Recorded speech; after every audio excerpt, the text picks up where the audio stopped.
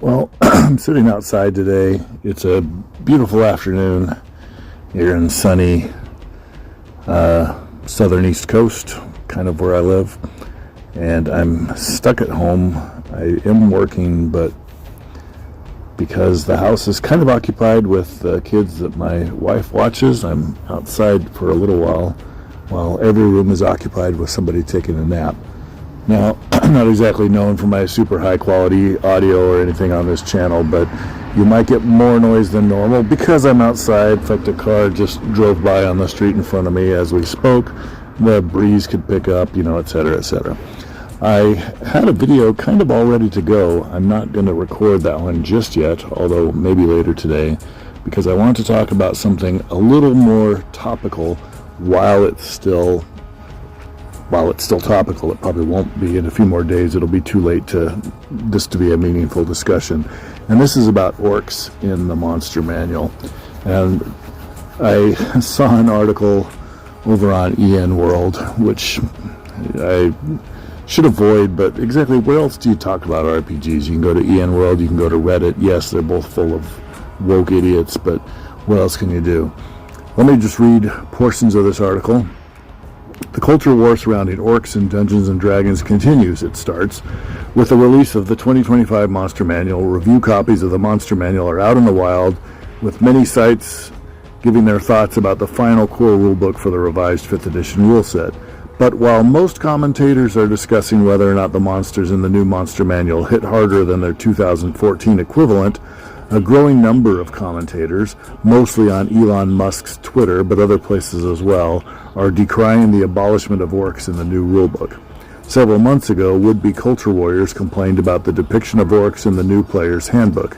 Instead of depicting orcs as bloodthirsty marauders or creatures of evil, orcs, or more specifically playable orcs, were depicted as a traveling species given endurance, determination, and the ability by their god Grunch to see in the darkness to help them, quote, wander great plains, vast caverns, and churning seas.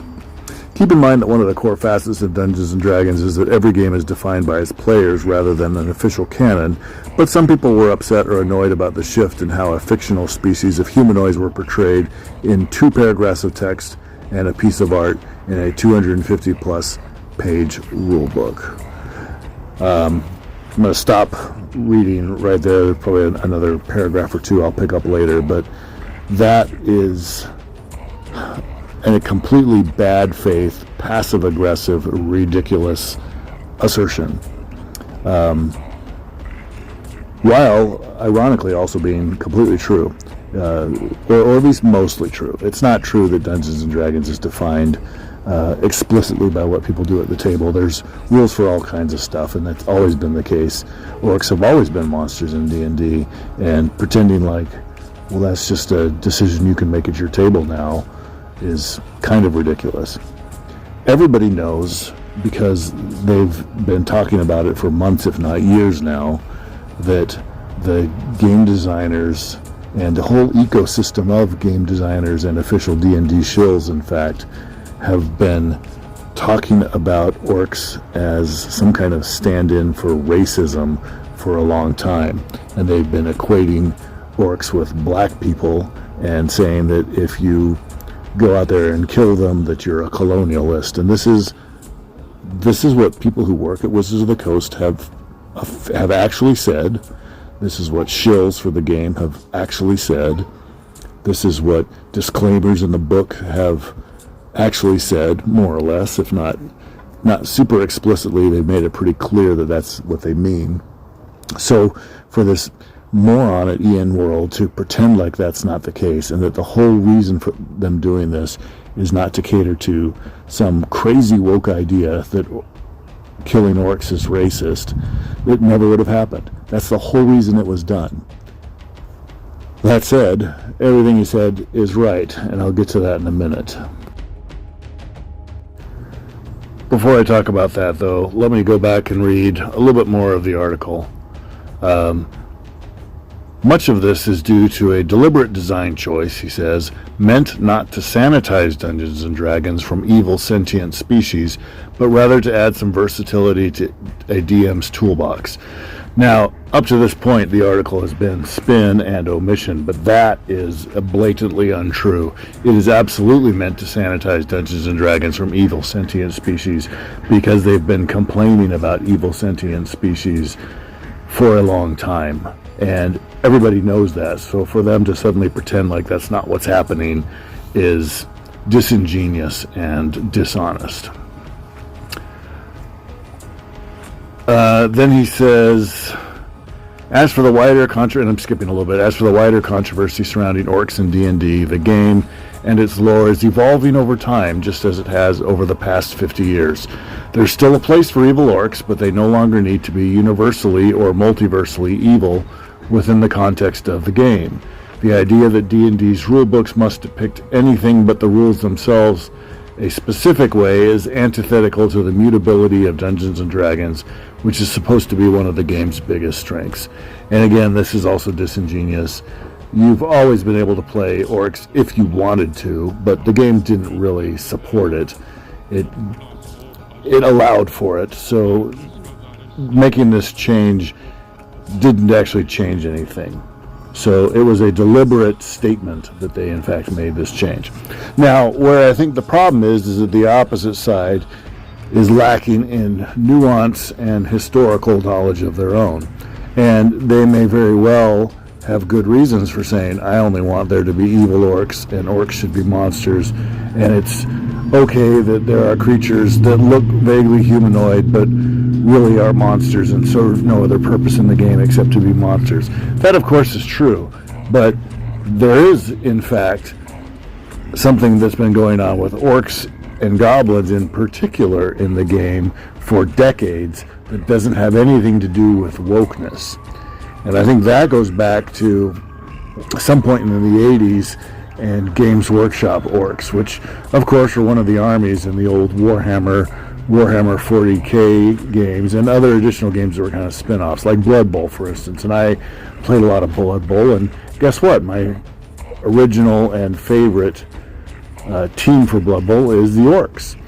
And Games Workshop made their orcs kind of as a joke into these like soccer hooligans who spoke with Cockney accents and were kind of exaggerated hooligans of the kind that British people would be familiar with. This had the probably unintended side effect of humanizing orcs and making them somewhat charming in a way. I mean, they were still chaotic and ridiculous, but they were still charming. And this percolated for quite a long time. In the mid-90s, when Warcraft came out, of course, the two main armies that you could choose from were humans and orcs. And so people played orcs as much as they played humans, probably. And this kind of further cemented the idea that, orcs didn't necessarily have to be Tolkien-style or even earlier D&D style orcs, and they could still be orcs. Warcraft borrowed a lot from Games Workshop, especially with regards to the visual representation of orcs, but also kind of in the sense that they made them somewhat humanized. And in part because of this, other franchises started jumping on it too. I didn't really ever play any Warcraft, but I did play Heroes of Might and Magic, and by the time Heroes of Might and Magic 3 came out in the late 90s, the old barbarian faction, to which orcs and goblins and ogres and a few others belonged, had migrated from being an evil faction to being a neutral faction. And orcs were therefore considered neutral, as were goblins, hobgoblins, ogres, cyclopses, and all kinds of other creatures associated with that faction. This was something that, like I said, had absolutely nothing to do with wokeness. When World of Warcraft came out in the middle 2000s, 2004 or whenever it came out, of course, again, the orcs were a playable race, and that was an order of magnitude bigger than Warcraft, which was already a big hit. And it again promulgated the notion that orcs didn't have to be the villains, and it made that quite a mainstream kind of opinion. And in fact, although a lot of people on the right and in old school stuff think that the idea that, well, orcs is black people is absolutely crazy, it was World of Warcraft that kind of laid the foundation for that. They borrowed from the concept of the soccer hooligan orcs of Games Workshop and made these kind of ghetto orcs in World of Warcraft, because that was more appropriate to American audiences. It was kind of the same vibe, but something that they would actually recognize.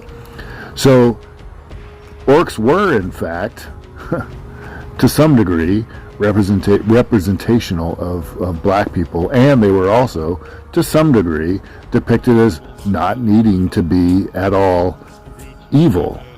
So this was something that had been going on for many, many years in the 90s, in the 80s even, but especially more so in the 90s and early 2000s. It had absolutely nothing to do with wokeness. Again, then we get the Eberron campaign setting, which came out in right around the same time, I think. I didn't look up the exact date, but it had to have been middle to early 2000s.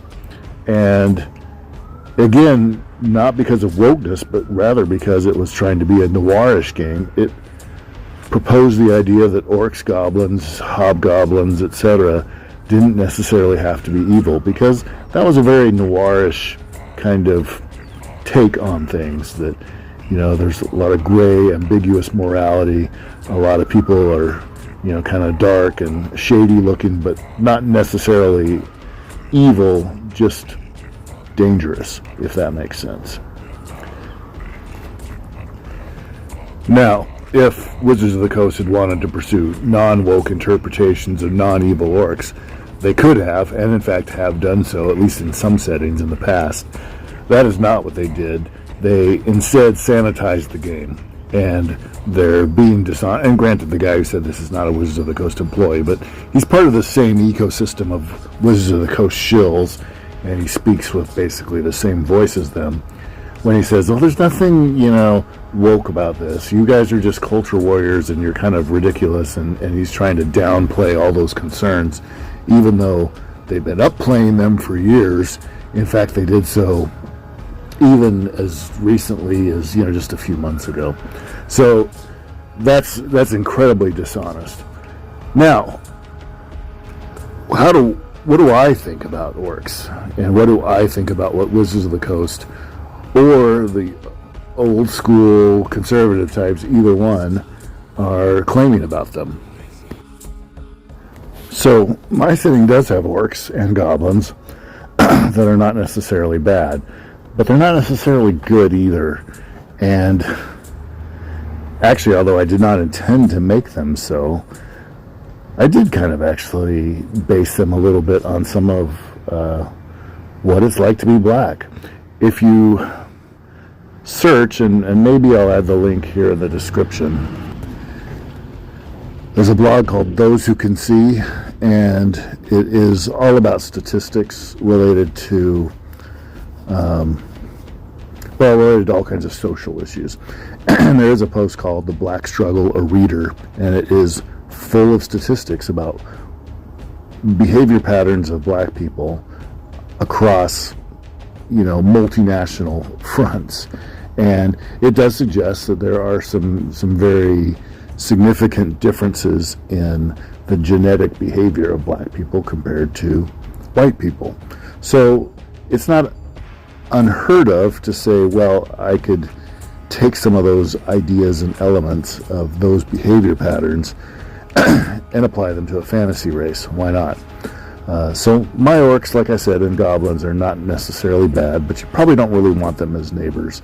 And I don't know, I think that's a little bit more interesting than either let's sanitize them because we're woke and we're afraid of being called racist, or let's just treat them as Tolkien orcs and say there's nothing whatsoever to do with any race because we're also afraid of being called racist. I kind of actually leaned a little bit into, let's have a look at what if there were some correspondences between fantasy races and real races. What would that look like, and can that be something that makes the game more interesting?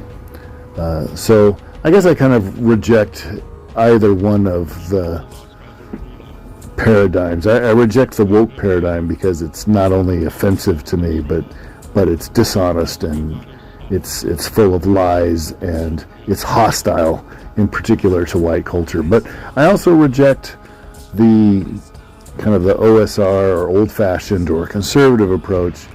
It is not offensive to me, but I also just kind of I'm kind of bored of it, I guess. I don't think that it makes for very interesting orcs, or it doesn't. I don't have any reason to even have orcs if I use that. They would have no place whatsoever in my setting if that's all that they were. So I didn't go with that route because I actually wanted a place for orcs that were interesting to me. Anyway, like I said, I wanted to make this video while it was still topical. In a few more days, it'll probably be too late for it to be interesting because everybody else will have covered it to death. We'll let you go at that.